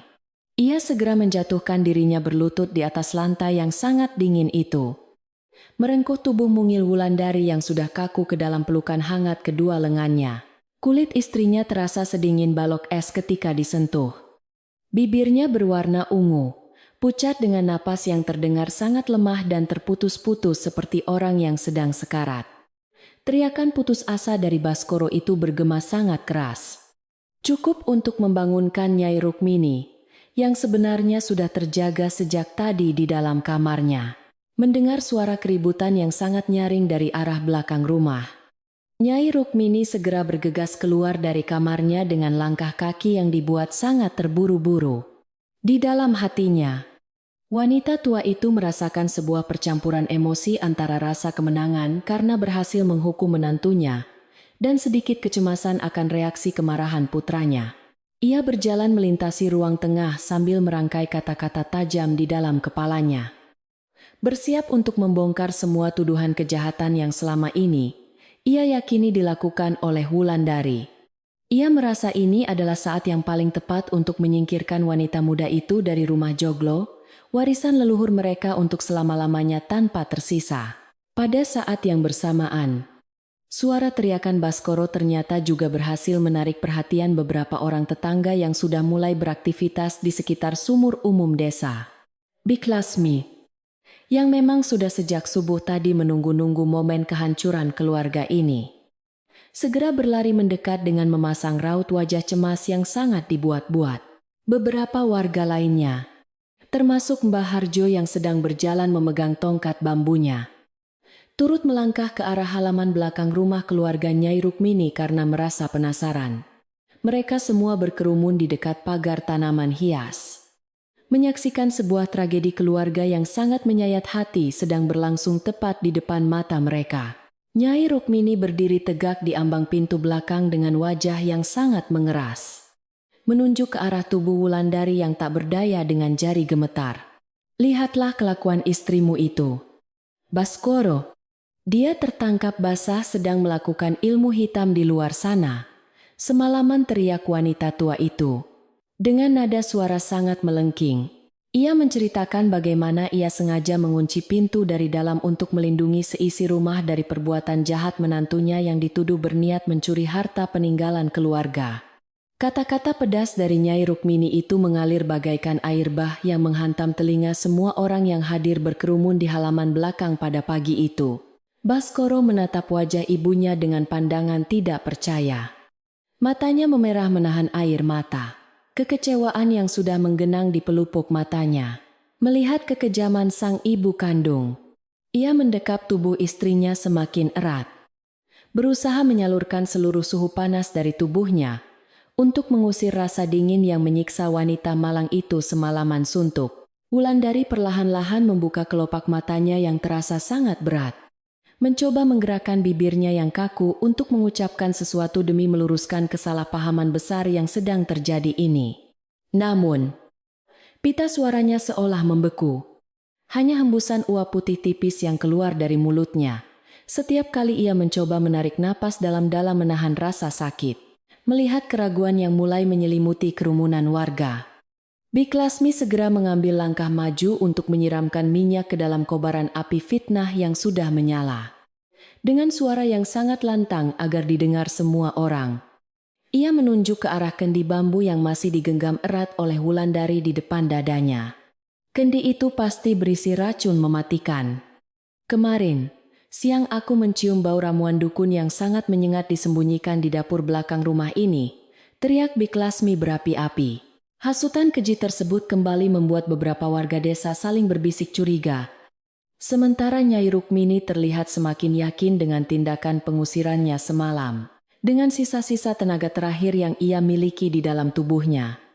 Wulandari mengangkat tangannya yang sangat gemetar dan menyodorkan kendi bambu tersebut ke arah suaminya. Baskoro menerima kendi kecil itu dengan tangan penuh keraguan.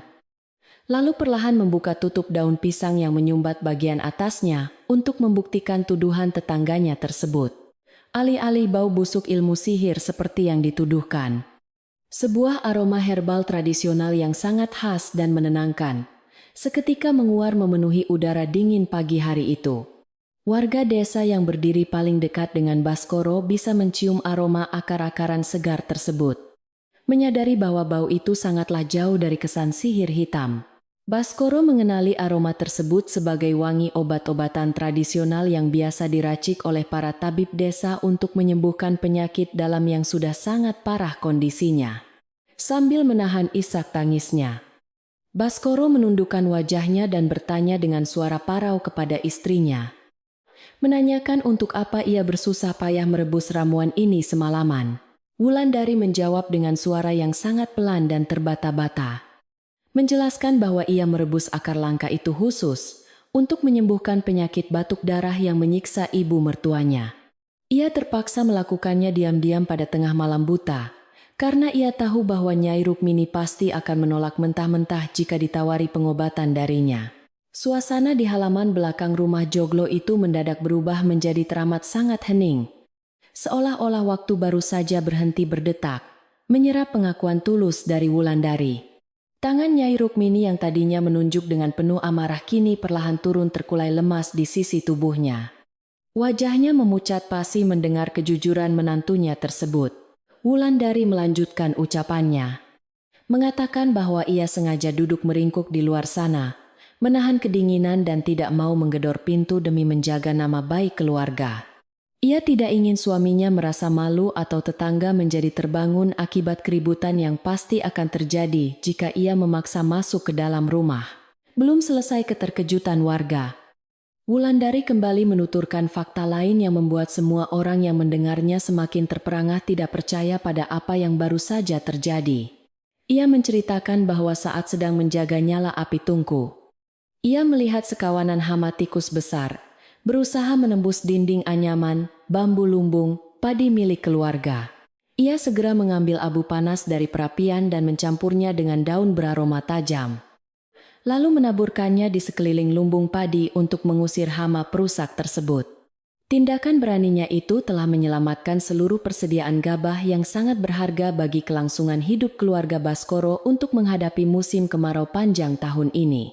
Mendengar penuturan istrinya tentang lumbung padi, Baskoro segera memerintahkan salah seorang tetangganya yang masih muda untuk segera berlari memeriksa keadaan bangunan penyimpanan gabah tersebut. Pemuda itu berlari kencang menuju bangunan lumbung dan kembali hanya dalam hitungan menit dengan napas terengah-engah, membawa laporan yang membenarkan semua ucapan Wulandari barusan. Ia mengonfirmasi bahwa ada banyak jejak kaki hama tikus di sekitar area tersebut. Namun lumbung padi itu aman berkat taburan abu pelindung yang masih baru. Kesaksian pemuda desa itu menjadi bukti kuat yang tidak terbantahkan lagi, menghancurkan seluruh tuduhan palsu yang selama ini dialamatkan kepada menantu yang sangat setia. Kenyataan pahit yang baru saja terungkap ini menghantam sanubari Nyai Rukmini dengan kekuatan yang jauh lebih dahsyat daripada sambaran petir di siang bolong sekalipun. Menantu perempuan yang selama ini ia tuduh sebagai pencuri licik dan pembuat guna-guna, ternyata adalah sosok malaikat pelindung yang rela mengorbankan nyawanya sendiri demi keluarga. Wanita yang ia biarkan membeku di luar sana justru menghabiskan malamnya untuk meracik obat demi kesembuhan mertuanya dan menjaga harta keluarga dari kehancuran total. Rasa penyesalan yang teramat sangat dalam mulai merayapi setiap sel tubuh Nyai Rukmini. Mencekik lehernya hingga ia sama sekali tidak mampu mengucapkan sepatah kata pun. Pertahanan diri wanita tua yang selalu angkuh itu akhirnya runtuh sepenuhnya. Lututnya seketika terasa sangat lemas, hingga ia jatuh terduduk di atas dinginnya ubin bata. Air mata penyesalan mulai mengalir deras membasahi wajahnya yang keriput. Tangisnya pecah memecah keheningan pagi, menyadari betapa kejam dan butanya ia selama ini terhadap Wulandari. Ia meratapi kebodohannya sendiri yang begitu mudah termakan oleh hasutan beracun tetangganya, tanpa pernah berusaha mencari tahu kebenaran dari mata air ketulusan yang ada di rumahnya. Nyai Rukmini merangkak mendekati tubuh menantunya, memohon ampunan dengan suara bergetar atas dosa besar yang nyaris saja merenggut nyawa anak menantunya tersebut. Mbah Harjo, sang tetua desa yang sejak awal hanya diam mengamati jalannya peristiwa, kini melangkahkan kakinya maju ke depan menembus kerumunan warga yang masih tertegun. Mata rabunnya menatap lurus ke arah Bik Lasmi, yang kini berdiri mematung dengan wajah pucat pasi dan tubuh gemetar hebat karena kebohongannya telah terbongkar. Dengan suara yang tenang, namun syarat akan ketegasan wibawa seorang sesepuh, Mbah Harjo berkata, "Fitnah itu laksana bara api. Ia akan membakar tangan siapa saja yang menyebarkannya." Satu kalimat nasihat itu sudah cukup untuk membuat suasana menjadi sangat tegang bagi si pembuat masalah yang kini tidak memiliki tempat berlindung. Seluruh pandangan mata warga desa yang hadir di sana kini beralih menatap tajam ke arah Bik Lasmi, memancarkan rasa kemarahan dan kekecewaan yang sangat mendalam. Warga yang sebelumnya sempat terhasut kini menyadari betapa bodohnya mereka karena telah membiarkan kedengkian seorang tetangga merusak kedamaian keluarga terpandang di desa Jatiwangi ini. Di bawah tatapan menghakimi dari puluhan pasang mata, Bik Lasmi hanya bisa menundukkan kepalanya dalam-dalam, menahan rasa malu yang tidak tertahankan menimpa harga dirinya saat ini.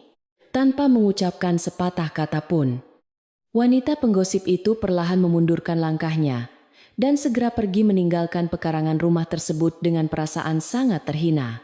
Setelah pembuat kekacauan itu pergi dari hadapan mereka, Baskoro segera mengangkat tubuh istrinya yang masih sangat lemah ke dalam dekapannya dengan penuh kehati-hatian.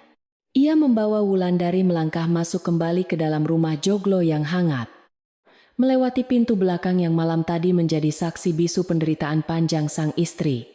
Nyai Rukmini mengikuti langkah putranya dari belakang, sambil terus menangis terisak-isak. Memerintahkan pembantu rumah untuk segera merebus air panas dan menyiapkan selimut-selimut yang paling tebal. Wanita tua itu bertekad akan menebus semua kesalahan fatalnya hari ini dengan merawat menantunya menggunakan kedua tangannya sendiri hingga Wulandari pulih seperti sedia kala. Di dalam kamar tidur yang hangat, tubuh Wulandari segera dibalut dengan berlapis-lapis selimut kain tenun untuk mengembalikan suhu tubuhnya yang sempat menurun sangat drastis.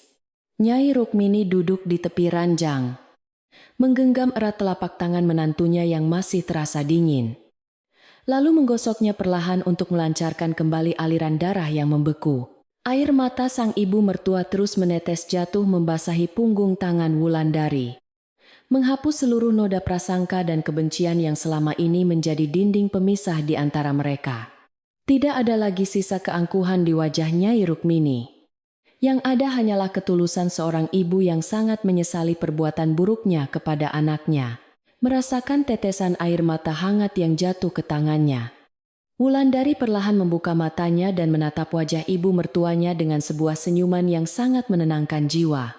Tidak ada sedikit pun kilat kemarahan atau dendam yang terpancar dari kedua bola mata wanita muda itu. Meskipun ia baru saja melewati malam penyiksaan yang mematikan. Dengan suara yang masih sangat lemah, Wulandari berbisik bahwa ia sudah memaafkan semuanya bahkan sebelum Nyai Rukmini meminta maaf kepadanya atas kejadian buruk tadi malam. Ia hanya memohon satu hal, agar keluarga ini bisa hidup dalam kedamaian dan saling mempercayai mulai saat ini hingga akhir hayat mereka nanti. Pengampunan tulus yang diberikan oleh Wulandari itu membuat hati Nyai Rukmini semakin hancur dalam rasa haru yang luar biasa besar meluap di dalam dadanya. Ia memeluk erat tubuh menantu perempuannya itu, berjanji di hadapan Tuhan dan anak laki-lakinya, bahwa ia tidak akan pernah lagi meragukan kesetiaan Wulandari terhadap keluarga. Beban berat yang selama ini menggantung di langit-langit rumah joglo warisan leluhur itu akhirnya sirna seutuhnya. Disapu bersih oleh keikhlasan hati seorang wanita yang sangat sabar. Badai kesalahpahaman telah berlalu, meninggalkan pelangi kedamaian yang akan selamanya mewarnai kehidupan keluarga kecil di desa Jatiwangi yang asri dan tenang ini. Pagi itu ditutup dengan sebuah pemandangan yang sangat mengharukan ketika Nyai Rukmini meminum langsung obat rebusan dari kendi bambu yang disodorkan oleh Baskoro kepadanya. Rasa pahit dan getir dari akar-akaran langka tersebut sama sekali tidak terasa di lidahnya, terkalahkan oleh manisnya kasih sayang menantu yang telah menyelamatkan hidupnya malam tadi. Warga desa yang masih berdiri di halaman luar perlahan membubarkan diri dengan perasaan lega, membawa pulang sebuah pelajaran berharga tentang kekuatan kesabaran dalam menghadapi cobaan fitnah. Kabar tentang kebaikan hati Wulandari segera menggantikan gosip murahan, menyebar harum ke seluruh penjuru desa, bagaikan wangi bunga melati yang baru mekar. Hari-hari berlalu dengan sangat damai sejak kejadian kelam yang nyaris menghancurkan keutuhan keluarga terpandang di desa Jatiwangi tersebut. Matahari pagi kini selalu bersinar terang menyinari atap limasan rumah joglo yang perlahan mulai melepaskan hawa ketegangan di setiap sudut bangunannya. Wulandari yang sempat terbaring lemah akibat kedinginan yang menusuk tulang, kini sudah mulai mendapatkan kembali rona merah di kedua pipinya yang lembut. Perawatan penuh kasih sayang dari ibu mertuanya terbukti jauh lebih ampuh menyembuhkan luka batin maupun fisiknya dibandingkan dengan obat-obatan racikan tabib paling mahal sekalipun. Nyai Rukmini benar-benar telah menepati janji suci yang ia ucapkan di hadapan putranya pada pagi yang dipenuhi oleh derai air mata penyesalan itu. Wanita tua yang dulunya selalu menampilkan raut wajah keras dan penuh kecurigaan, kini berubah 180 derajat menjadi sosok pelindung yang sangat hangat. Setiap pagi, sebelum Wulandari sempat beranjak dari tempat tidurnya, Nyai Rukmini sudah terlebih dahulu menyeduhkan secangkir teh melati hangat kesukaan menantunya tersebut. Pemandangan luar biasa ini tentu saja membuat hati Baskoro dipenuhi oleh rasa syukur yang tidak terhingga kepada Sang Pencipta alam semesta. Perubahan drastis yang terjadi di dalam rumah besar itu juga ditandai dengan dibukanya semua gembok besi yang dulu mengunci rapat lemari-lemari pusaka. Nyai Rukmini melepaskan rentengan kunci kuningan yang selama ini selalu menggantung membebani lehernya, lalu menyerahkannya secara langsung ke dalam genggaman tangan Wulandari. Ia menyatakan dengan suara yang sangat lembut bahwa menantunya itu kini memiliki hak penuh untuk menjaga dan mengelola seluruh harta peninggalan keluarga mereka. Tindakan simbolis ini adalah bentuk kepercayaan tertinggi yang berhasil melunturkan sisa-sisa tembok pemisah yang pernah berdiri kokoh di antara kedua wanita beda generasi tersebut. Baskoro kini bisa berangkat ke ladang dengan hati yang sangat ringan tanpa perlu lagi memikirkan ketegangan yang menyiksa batin istrinya di rumah. Ia mengetahui bahwa dua wanita yang paling dicintainya di dunia ini akhirnya bisa hidup berdampingan dengan damai dan saling menyayangi satu sama lain. Hasil panen sawah mereka pada musim ini juga terbukti sangat melimpah ruah berkat tindakan sigap Wulandari yang berhasil menyelamatkan lumbung padi dari serangan hama. Keluarga kecil ini kembali menemukan kebahagiaan sejati yang sempat terenggut paksa oleh bisikan-bisikan jahat yang dibawa oleh angin malam penuh kedengkian. Sementara itu, keadaan di luar rumah Joglo juga perlahan kembali normal. Mengiringi kedamaian yang kini telah sepenuhnya berakar di dalam keluarga Nyai Rukmini. Warga desa Jatiwangi yang sebelumnya sempat termakan oleh fitnah keji, kini merasa sangat bersalah dan selalu berusaha menunjukkan sikap yang jauh lebih ramah. Setiap kali Wulandari pergi berbelanja sayuran segar di pasar tradisional, para pedagang akan menyapanya dengan senyuman paling tulus dan memberikan tambahan lauk secara cuma-cuma. Kebaikan hati Wulandari yang tak tergoyahkan oleh penderitaan telah mengubah pandangan semua orang, menjadikannya sosok yang sangat dihormati di desa tersebut. Nasib yang sangat bertolak belakang justru kini harus dialami oleh Bik Lasmi yang telah menaburkan benih fitnah mematikan di tengah lingkungan masyarakat. Wanita bermulut tajam itu kini lebih sering mengurung dirinya di dalam rumahnya yang sempit. Tidak berani menampakkan wajahnya di warung kopi, tempat warga berkumpul.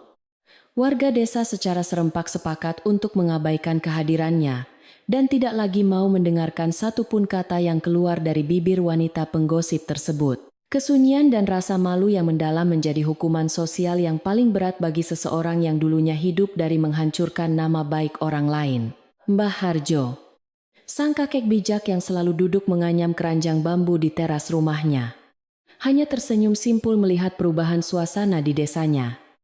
Ia tahu bahwa kebenaran memang selalu memiliki cara yang sangat misterius untuk menunjukkan wujud aslinya. Menembus lapisan kepalsuan setebal apapun yang menghalanginya, kakek sepuh itu terus melanjutkan pekerjaannya dengan hati yang damai. Merasa lega karena keseimbangan kehidupan bertetangga di desa Jatiwangi akhirnya kembali pulih seperti sedia kala. Ia tidak henti-hentinya memanjatkan doa agar kedamaian ini terus menyelimuti anak cucu mereka hingga ke generasi-generasi yang akan datang nantinya. Suatu sore yang sangat cerah, cahaya matahari berwarna keemasan menerobos masuk melalui dedaunan pohon mangga yang menaungi halaman depan rumah Joglo tersebut. Angin sore berhembus dengan sangat sejuk, membawa aroma bunga melati yang baru saja mekar di taman kecil yang dirawat dengan penuh kasih sayang. Di dapur bagian belakang, Wulandari dan Nyai Rukmini tampak sedang sibuk memasak hidangan makan malam bersama. Sesuatu yang belum pernah terjadi sebelumnya. Suara tawa pelan sesekali terdengar menyela bunyi irisan pisau pada talenan kayu, menciptakan melodi kehidupan rumah tangga yang teramat sangat indah untuk didengarkan. Nyai Rukmini sedang asyik memarut kelapa tua dengan menggunakan parutan kayu tradisional, sementara menantunya sibuk menumbuk bumbu-bumbu dapur di dalam cobek batu. Wanita tua itu tidak lagi merasa gengsi untuk belajar memasak beberapa resep hidangan sederhana dari desa asal Wulandari, yang ternyata sangat memanjakan lidah. Ia menyadari bahwa perbedaan asal-usul bukanlah sebuah ancaman bagi wibawa keluarganya, melainkan justru memperkaya tradisi yang selama ini selalu ia jaga dengan sangat ketat. Mereka saling melengkapi satu sama lain di dalam dapur yang hangat itu. Berbagi cerita-cerita ringan tentang masa muda yang penuh dengan kenangan indah. Khasiat dari ramuan akar-akaran langka yang direbus oleh Wulandari pada malam yang sangat dingin dan mengerikan. Itu ternyata benar-benar terbukti sangat luar biasa. Penyakit batuk darah yang selama bertahun-tahun selalu menyiksa dada Nyai Rukmini kini telah sepenuhnya menghilang tanpa meninggalkan sisa rasa sakit sedikit pun. Tubuh renta wanita tua itu terasa jauh lebih bugar dan bertenaga, memungkinkannya untuk kembali aktif mengurus kebun bunga kecilnya di halaman samping rumah. Kesehatan yang kembali pulih ini semakin menambah rasa syukur dan cinta kasih yang amat mendalam di dalam hati Nyai Rukmini terhadap menantunya tersebut. Ketika langit sore mulai memancarkan semburat jingga kemerahan yang sangat memukau, Baskoro akhirnya kembali dari ladang dengan memikul seikat besar singkong segar. Langkah kakinya terasa sangat ringan. Senyum lebarnya langsung merekah saat mencium aroma masakan yang sangat menggugah selera menguar dari arah dapur rumahnya. Wulandari segera menyambut kedatangan suaminya itu dengan menyoborkan kendi berisi air putih dingin untuk sekadar membasuh dahaga setelah seharian berpanas-panasan di bawah terik matahari. Nyai Rukmini yang melihat pemandangan harmonis itu dari ambang pintu hanya bisa tersenyum bahagia. Menyadari betapa beruntungnya ia memiliki menantu sebaik Wulandari. Malam akhirnya merangkak turun secara perlahan menyelimuti desa Jatiwangi, menggantikan terik matahari dengan udara sejuk yang selalu menjadi ciri khas daerah pedesaan. Lampu-lampu minyak tanah mulai dinyalakan satu demi satu di setiap sudut rumah joglo, memancarkan cahaya kekuningan yang temaram, namun terasa sangat menenangkan jiwa. Suara jangkrik yang bersembunyi di balik semak-semak mulai terdengar bersahutan menciptakan sebuah konser simfoni alam yang selalu setia menemani waktu istirahat warga desa. Angin malam yang berhembus kali ini tidak lagi membawa hawa permusuhan, melainkan mengantarkan rasa damai yang menyusup masuk melalui celah-celah dinding kayu jati. Di ruang tengah yang sangat luas tersebut, ketiga anggota keluarga itu kini duduk bersila, mengelilingi sebuah tikar pandan yang digelar di atas lantai. Mereka tidak lagi makan di atas meja makan jati yang kaku, melainkan memilih untuk menikmati hidangan secara lesehan agar terasa jauh lebih akrab. Di tengah-tengah tikar pandan itu telah tersaji sepiring besar singkong rebus yang masih mengepulkan asap panas, ditemani dengan sambal terasi buatan Wulandari yang sangat lezat. Kesederhanaan hidangan malam ini justru terasa jauh lebih nikmat dibandingkan dengan pesta mewah apapun yang pernah diadakan di dalam rumah megah ini. Baskoro memakan singkong rebusnya dengan sangat lahap. Sesekali memuji keahlian memasak istrinya yang tidak pernah gagal, membuat perutnya merasa sangat kenyang dan puas. Nyai Rukmini yang duduk di sebelah putranya juga ikut menikmati hidangan sederhana itu, sambil menuangkan teh melati hangat ke dalam 3 buah cangkir tanah liat. Suasana makan malam yang dulunya selalu dipenuhi oleh ketegangan membisu dan tatapan penuh prasangka, kini telah berubah total menjadi momen berkumpul yang dipenuhi dengan tawa. Wulandari mengunyah makanannya dengan perlahan. Hatinya terasa sangat penuh oleh kebahagiaan yang tidak bisa dilukiskan dengan rangkaian kata-kata indah sekalipun. Seusai menyantap hidangan makan malam yang sederhana namun mengenyangkan itu, mereka bertiga memilih untuk tetap duduk di atas tikar pandan, sambil menyesap teh hangat. Baskoro mulai menceritakan berbagai macam kejadian lucu yang dialaminya bersama para petani lain saat sedang bergotong royong memperbaiki saluran irigasi sawah pada siang tadi. Nyai Rukmini mendengarkan cerita putranya dengan penuh perhatian, sesekali menimpali dengan nasihat-nasihat bijak dari pengalaman masa lalunya yang panjang dan penuh liku.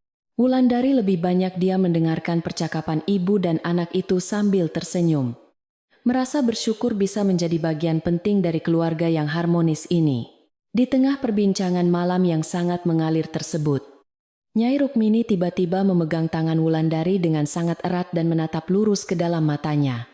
Dengan nada suara yang bergetar menahan haru, wanita tua itu kembali mengucapkan rasa terima kasihnya atas kesabaran Wulandari dalam menghadapi sifat kerasnya selama ini.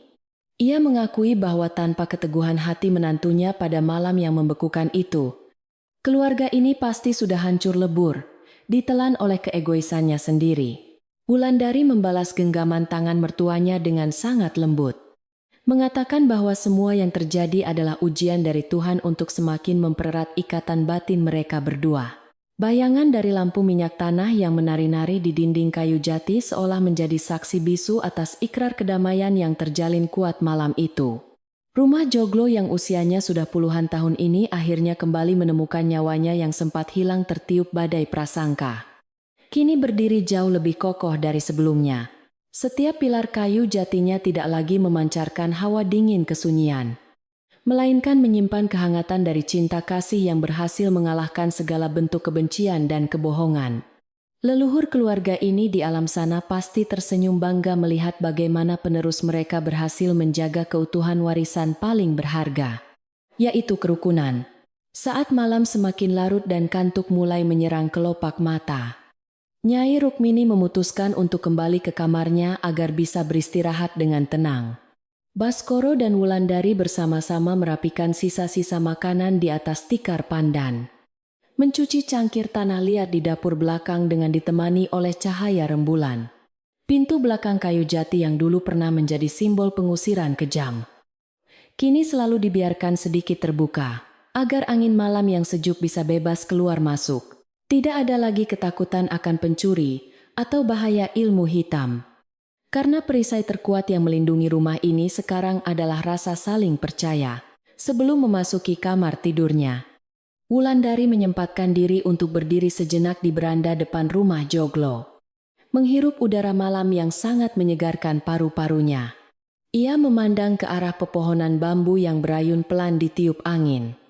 Teringat kembali pada malam panjang saat ia harus berjuang seorang diri melawan kematian. Semua penderitaan itu kini terasa seperti sebuah mimpi buruk yang sangat jauh. Terkubur dalam-dalam di bawah hamparan kebahagiaan yang kini sedang ia nikmati. Ia memejamkan matanya, memanjatkan doa syukur yang teramat dalam kepada Tuhan Yang Maha Esa, atas segala anugerah kekuatan yang telah diberikan kepadanya. Baskoro yang melihat istrinya sedang berdiri termenung di beranda, segera menyusul dan memeluk pundak Wulandari dari arah belakang. Dengan sangat penuh kasih sayang, ia membisikkan kata-kata pujian ke telinga istrinya, menyebut Wulandari sebagai bidadari berhati emas yang telah dikirimkan oleh Tuhan untuk menyelamatkan kehidupan keluarganya. Wulandari menyandarkan kepalanya pada dada bidang suaminya, merasakan detak jantung Baskoro yang berirama tenang, selaras dengan kedamaian yang kini menyelimuti alam semesta. Mereka berdiri berdua di bawah cahaya bintang-bintang yang berkedip terang di langit malam, menikmati momen kebersamaan yang sangat romantis dan tanpa gangguan. Desa Jatiwangi perlahan-lahan mulai terlelap dalam pelukan malam yang sangat panjang, menenggelamkan segala macam lelah dan penat yang dirasakan oleh para penduduknya. Suara anjing yang melolong di kejauhan sama sekali tidak mengganggu ketenangan tidur warga yang esok hari harus kembali bekerja keras menggarap ladang pertanian. Di dalam rumah Joglo yang megah itu, 3 jiwa manusia yang sebelumnya sempat terpisah oleh jurang prasangka kini telah merajut mimpi dalam damai. Tidak ada lagi bayangan gelap yang mengintai dari balik jendela. Hanya ada cahaya harapan yang akan terus menyala menerangi jalan kehidupan mereka ke depannya. Di pagi hari berikutnya, kehidupan di desa kembali berjalan seperti aliran air sungai yang tenang, membasuh segala kotoran masa lalu menuju lautan pelupaan. Wulandari kembali menjalankan rutinitasnya menimba air di sumur belakang rumah. Namun kali ini ia ditemani oleh Nyai Rukmini yang membantunya membawakan ember kayu. Mereka bekerja sama dengan sangat apik. Sesekali bersenda gurau menertawakan hal-hal kecil yang terjadi di sekitar pekarangan rumah mereka yang sangat asri. Pemandangan 2 wanita berbeda generasi yang hidup rukun ini menjadi contoh teladan yang sangat baik bagi seluruh penduduk desa dalam membina hubungan rumah tangga. Kisah tentang ketegaran hati seorang menantu yang dikunci di luar rumah saat malam hari itu akhirnya perlahan berubah menjadi sebuah legenda lisan di desa. Ibu-ibu sering menceritakan kisah Wulandari kepada anak-anak perempuan mereka yang akan segera menikah, menjadikannya sebagai sebuah pelajaran berharga tentang pentingnya kesabaran luar biasa. Mbah Harjo yang sedang menikmati secangkir kopi hitam di teras rumahnya, menatap ke arah rumah Joglo keluarga Nyai Rukmini yang terlihat sangat damai dari kejauhan. Kakek bijak itu mengelus jenggot putihnya yang panjang sambil bergumam pelan. Orang yang hatinya bening seperti air tidak akan pernah bisa dikotori oleh lumpur prasangka sekotor apapun. Angin sepoi-sepoi kembali berhembus menyapu daun-daun bambu kering yang berserakan di jalanan desa, membawa serta senyuman damai ke setiap sudut rumah penduduk yang sederhana. Cerita kelam yang pernah mengukir luka di dalam rumah Joglo besar itu, kini telah sepenuhnya tergantikan oleh kehangatan cinta yang akan abadi selamanya. Di sanalah Wulandari, Baskoro, dan Nyai Rukmini melanjutkan sisa umur mereka dengan rasa syukur, membuktikan bahwa keluarga adalah harta karun paling berharga di dunia nyata. Malam pun kembali turun memeluk bumi Nusantara. Dan biarlah mereka semua beristirahat dalam ketenangan tidur yang tidak akan pernah terusik lagi oleh kejahatan.